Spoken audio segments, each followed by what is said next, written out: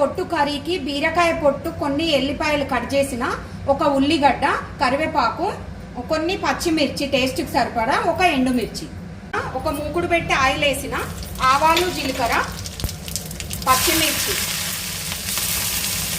కరివేపాకు, ఆనియన్, ఎల్లిపాయ, ఇవి కొంచెం ఫ్రై కావాలి. ఫ్రై అయినాయి. అందులో నేను పసుపు, అల్లం వెల్లిపాయ పేస్ట్ వేసిన. ఇప్పుడు బీరకాయ పొట్టు మనము కడిగి మంచిగా వేసుకోవాలి. ఇలా ఇది కొంచెం ఫ్రై కావాలి. ఫ్రై అయింది అది. అందులో నేను కొత్తిమీర, కొంచెం సాల్ట్ వేస్తున్నా దానికి సరిపడా. ఒక 5 మినిట్స్ కలుపుకోవాలి. ఇప్పుడు ఇది ఫ్రై అయిపోయిందండి. మనకు సాల్ట్, పచ్చిమిర్చి వేసిన తర్వాత ఇట్లా అయితే సరిపోతుంది. ఇప్పుడు మనకు బీరకాయ పొట్టు ఫ్రై రెడీ అయిపోయింది. ఇది లేత బీరకాయ పొట్టుతోనైతే చాలా బాగుంటుంది. అన్నంలకు చాలా టేస్టీగా ఉంటుంది.